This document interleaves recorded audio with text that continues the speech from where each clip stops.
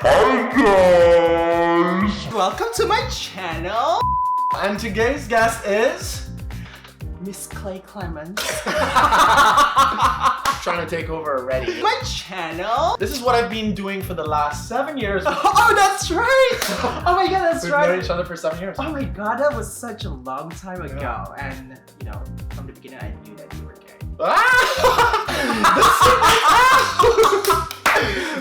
No, seriously, because you know, the first time I thought like, he's very fun and everything. He's like very, you know, outgoing. There's no way that, you know, he's straight, and there's no straight guy that would be this fun and easygoing. You caught me, honey!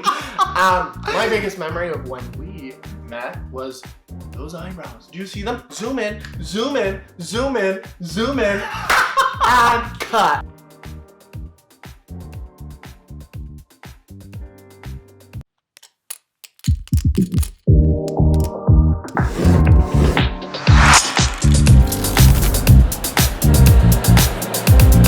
You were born in Jakarta, Indonesia. Mm-hmm.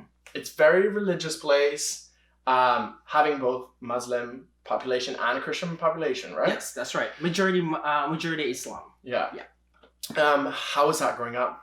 And what was your family dynamic like? It was so hard to, you know, to kind of like blend in, you know, try to hide my identity as a gay person, because from the very beginning I knew already that, you know, that I was gay, and you know, played a lot with like girls instead of boys, and but in my family was fine, you know. I mean, you know, it's just a part of like that kind of like Asian culture, I guess, to always be in a denial kind of situation. Yeah.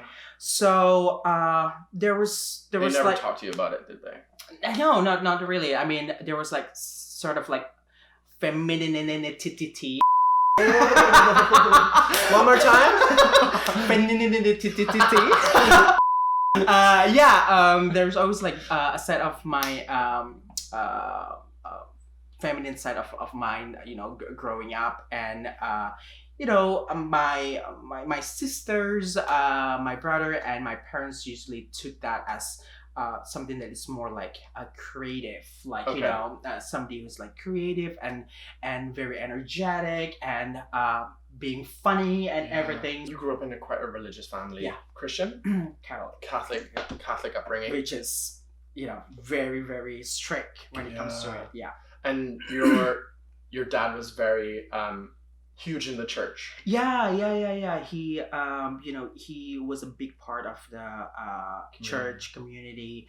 I was also a big part of the church because that just, you know, how I was taught and I was brought up, and went to church every Sunday. You were growing up, did you, in the church, Mhm. and you felt that negative energy or some of the teachings, and you knew deep down that you were gay, but you never had that conversation with anybody. Mhm. Did you have any moments where like you felt awkward, or you felt anxiety, or you felt like tuned in on for being gay? And I think the most challenging thing about being in a church is, you know, other people. Most of them was really valuing and appreciative towards my talent of like hosting the event. So I was already always like that front man to, you know, host a gathering, to host an event at church and everything. And I love doing that because, you know, I didn't have to, you know, pretend to be somebody else. Yeah. You know, I would, and they really And appreciated everybody it. embraced you for who you were. Exactly. But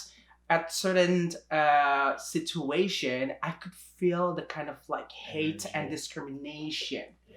It made you feel like kind of like threatened and kind of like nervous every time that you want to kind of like be yourself and like, you know, have fun, you know, with them. They thought that, well, you know, if we use this guy all the time for all the events that related to church, then, you know, clearly, you know, he is gay. So how, you know, would we represent ourselves in that sense? Yeah. So they started like, you know, kind of like brushing me off from the events, and which is fine, you know, because the main thing for me to go to church is to hang out with my friends. Okay. No, seriously, I had such a great time at church. It's just because, my friends who accept me, who of who I am, and that's the most important. And that's the actual, for me, a community. Yeah. What is church should feel like. Yeah. To feel loved. 100%. You know what I mean? Yeah. Yeah. I agree. I think that people go there for a belief system and a faith, and it should be accepting and loving. Yeah. But in most cases, it hasn't been in the past. Did you stop going to church? Yes, I did. It just didn't feel like that I belong there anymore. Yeah. You don't really believe in it just because people around you don't act like they love you. You know what I mean? So It kind of ruined it for you. exactly. Yeah. So I feel like, you know what? I might not go to church, but for me, there are two different people in the world that I learn. Mm-hmm. It's good people and bad people. That it's all. It comes down to that. And just because you don't go to church doesn't mean you're a bad person. Not at all. I see the opposite. It's the way you treat people. I see a lot of people who go to church who like very judgmental and very judgmental to the point that they hurt somebody else. Yeah, they're belittling people. Exactly. Like, I mean, we live in a world where you make mistake as a part of a human being, 100%. and all you can do is to forgive. Yeah. And forgiveness is love, and I feel like that's the main thing of every single religions, including Christianity. Mm-hmm. To always love everybody. Yeah. Including like forgive them, to accept them. I agree. I'm giving you a sermon. No, tune in every Sunday. Kley will be here, going live, giving us a sermon. Amen. And whatever your religion is, we're here for you. Right? Yes. There you go. Yes. Don't worry, they'll tune in. It's a new religion. We're getting a huge following. No, from this. this is a new religion. Yeah. Kley Nitty. But I think you're right. There is good people and there's bad people, and there's people that go out of their way to make you have a bad day because of the way that you present yourself or the way you are, and it's just like, it's unnecessary. Yeah. People need to start living in love and living in acceptance and living in we are all human beings, Yeah. And just like focus on what you can do to be a kind human being. Yeah. I think that's all the point of living this life, because nobody's gonna live forever. That's We're all so gonna short. die. Was there a moment where you started experimenting with your sexuality? Oh, speaking of that, Story time. I was actually straight. You were? You had a moment? Yes. Alright. There was a moment when I was, when I was straight. Well, kind of. Wow. Trying to be. Right. When you try to find answer of something, you always Yeah. experimenting. This is like a little sister of my best friend, actually. I'm not gonna name names. But if you're watching, hi. you made it. Yeah, that's right. Yeah, otherwise, we would have to share eyebrow pencil, I guess. Yeah.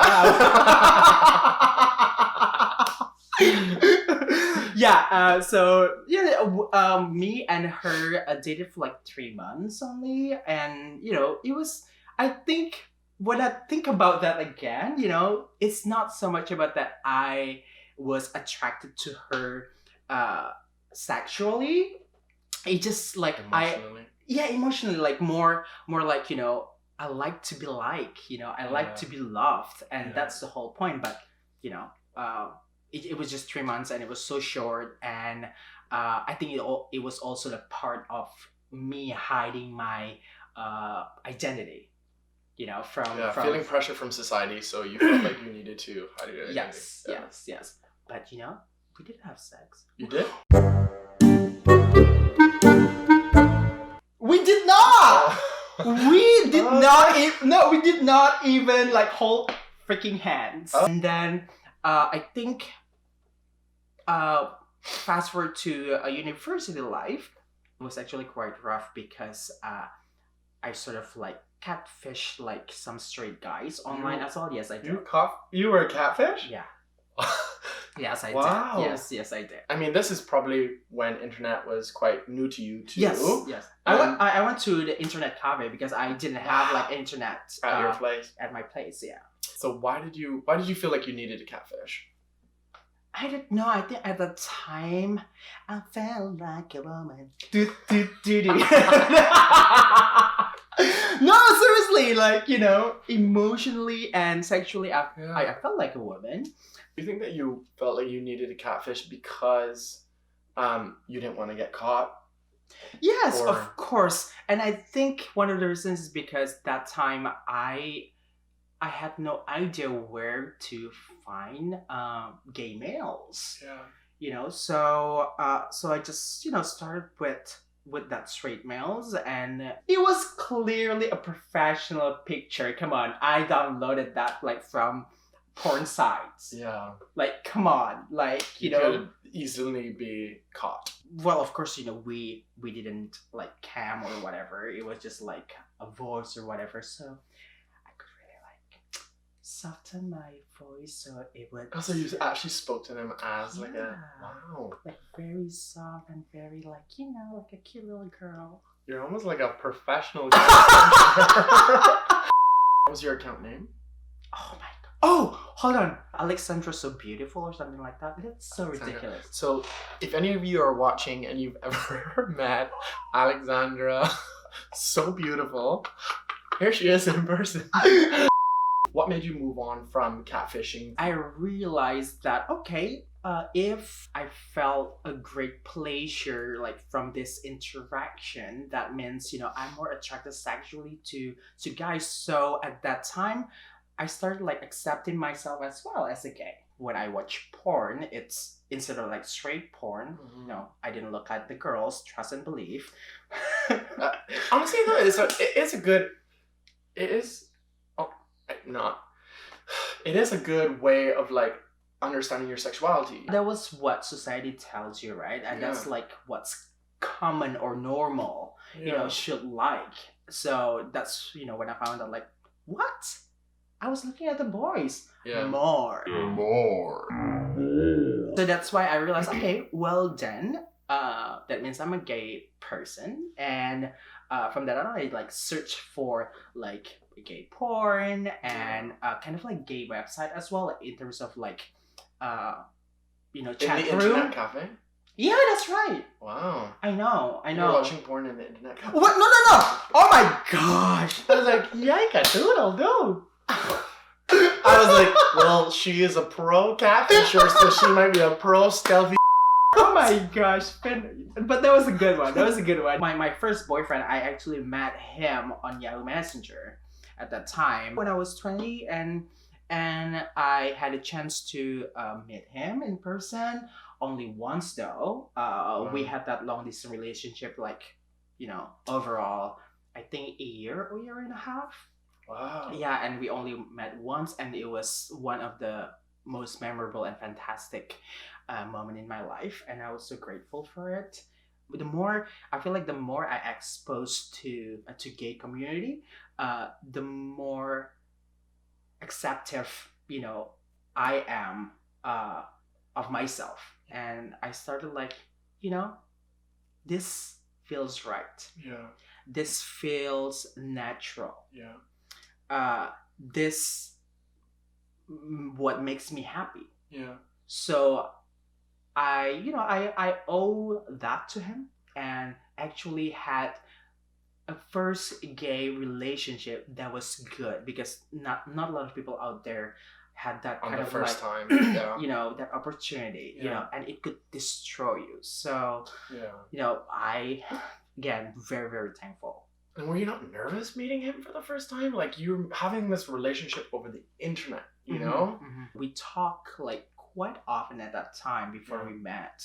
So I kind of like got a sense of this person, and I knew that, he was a very great person, and that's why I think more nervous because I was very excited, not Yeah. like, that I was nervous that he would murder me or something like Yeah. that, which could happen, with 100%. right. And he was great, and Wow. we spent like a whole month together, in Jakarta, and we traveled like a little bit around Indonesia. So Nice. Why have you never dated anybody from Jakarta? well, because first, I don't really attracted to Asian boys. Yeah. I don't know why. I think I'm just like one of those people who always likes the opposite of myself, Yeah. And then second, the community in Jakarta is really hard and tricky to find, especially if you come from middle class. Yeah. It's only the higher society, would have access to that community. Yeah.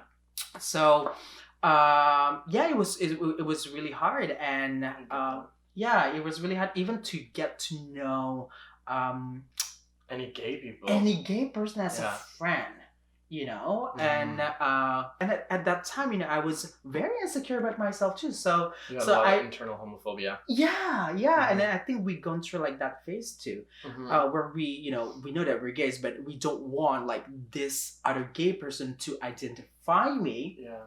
and and I guess that's just again a very selfish kind of insecurity, Yeah. in myself. I get that. Yeah. But I was like, I read up on Indonesia, and I know how like quite homophobic the country is in itself, especially for people that live there. Yeah. And being such a religious place probably had such a huge pressure on you to keep closeted and other gay people there to keep closeted. So I get that you don't really know any gay people in Indonesia because no one wants to come out. Exactly. And then like every provinces, they have different rules, and we have like this one of the provinces in Indonesia, Sumatra.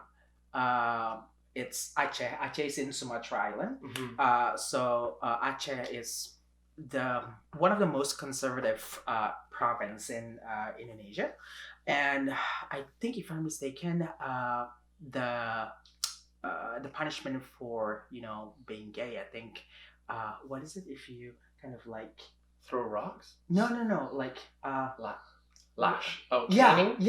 like To be lash caned, that, yeah. lash like that, and then Thrown in jail. thrown in jail. So let alone Because like gay it's quite person. religious in the sense of Muslim area, right? Yeah, and it's like if you're not married, then you cannot like have sex and everything. Yeah.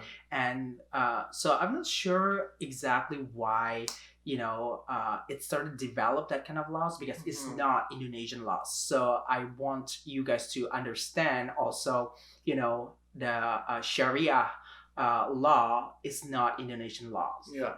Not at all. It's just applied to like specific provinces. Yeah. But generally speaking, yes, it's not something that you could explore, or you could be yourself and free like to hold hands Yeah. in a public, let alone kiss or whatever. No, you just can't do that. But it is still a safe country. Yeah. As long as you're not really like PDA. yeah, exactly. Yeah. Wow. Like, Yep. did you continue to internet date after your first American boyfriend? Yes, yes I did, and then I met this this guy who lived in Bali. Yeah. He's Caucasian. He's a German guy who lived in Indonesia. It was Wow. perfect. It was perfect for me, Yeah, right? yeah. Eventually, I found out that he was cheating on me.